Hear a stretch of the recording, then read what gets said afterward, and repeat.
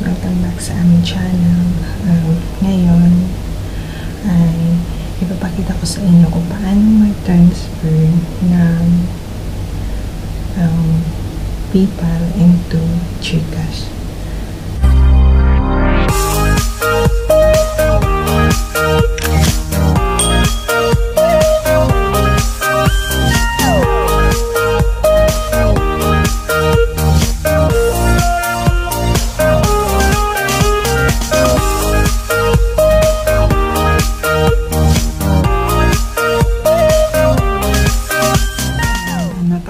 GCash tayo. Lahat naman ata tayo may GCash na. So, dapat meron ka ng GCash para matransfer mo din yung pera mo sa PayPal into GCash. Yung PayPal, para din siyang GCash, guys. Siya, international na, parang GCash nga, international wallet. Hindi ko alam kung ba't or hindi ko maalala kung bakit naka-register ako ng PayPal before. Siguro dahil sa mga laro. Gamit ko sa mga laro noon na ginagawa pero hindi ko siya matapos-tapos. So, ngayon may mga free earnings ako na discover. Kaya nagamit ko ulit yung PayPal ko.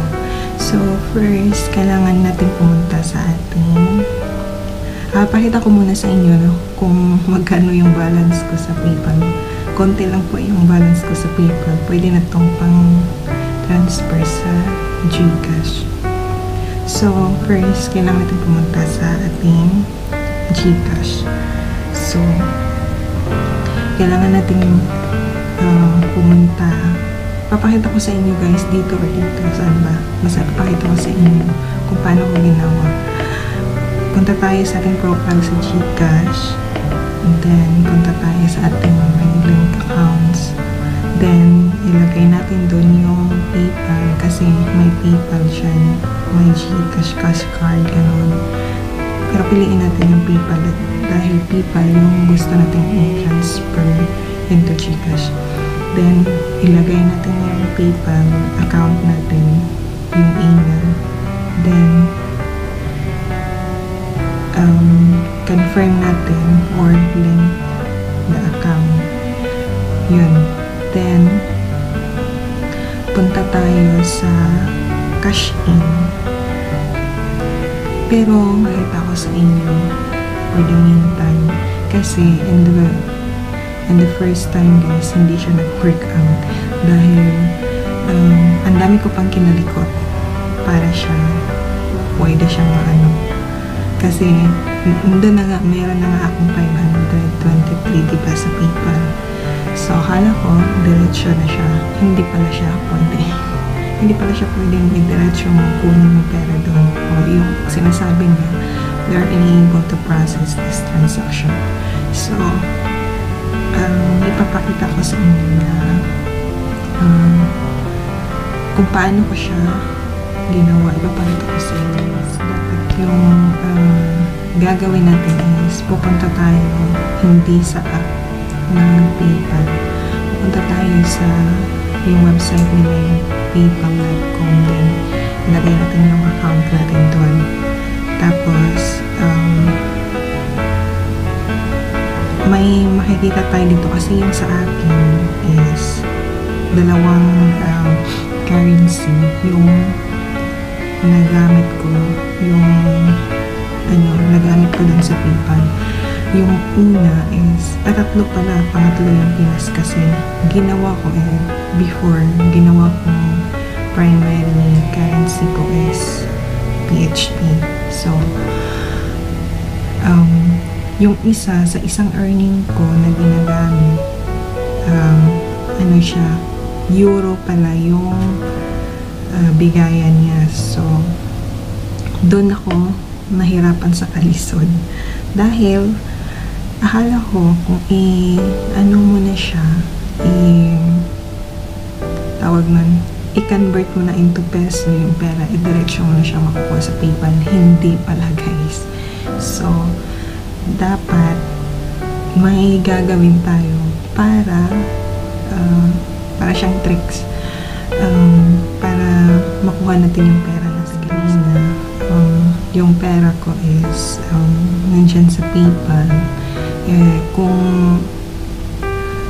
Kung sa euro siya, meron akong 6.88 euro money. Then sa USD ko is meron lang akong 2.19 na pera sa USD. So, yung ginawa ko is kasi malaki, di ba sa Pinas, malaki yung palitan ng euro kesa USD. So, yung tricks na ginawa ko is, kasi nga, kanina, yung pera ko sa PayPal, dahil ginawa ko ang primary, yung PHP na pera, is, nasa ano lang yung pera ko, 523.92. So, ngayon, yung ginawa ko na tricks para makuha ko talaga yung pera dun sa PayPal is transfer ko yung USD na pera na 2.19 transfer ko siya into euro. So yung pera ko naging euro. Dapat pupunta ka sa account mo dun sa browser. Tapos, punta ka sa my wallet. Then, i-click mo yung balance mo. Then, pagkatapos, makikita mo na yung meron diyang estimated total of currency. So, yun nga, PHP yung ginagamit ko. So, gagawin natin primary yung euro. Kasi nga, malaki yung palitan ng pre-earnings. Ang bayaran is dollar. Diba? So, kasi nga, malaki yung earning ko sa euro. Kaya, kinonvert ko na lang yung USD sa euro. So, yun nga, na-transfer ko na yung 2.19 ko na USD sa euro.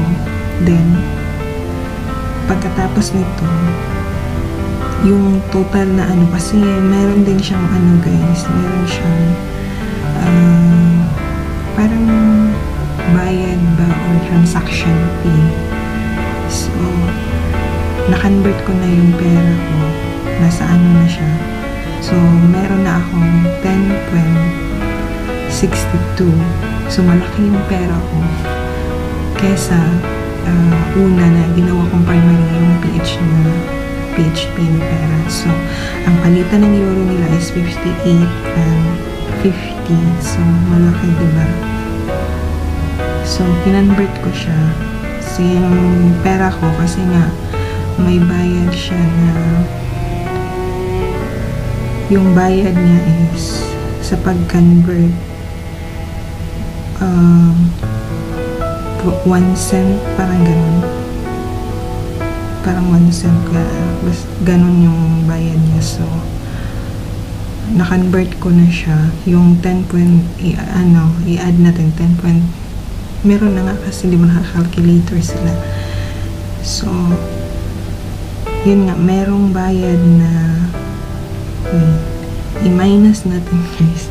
Kasi hindi tako, meron siyang 0.71 cents na euro na bayad pang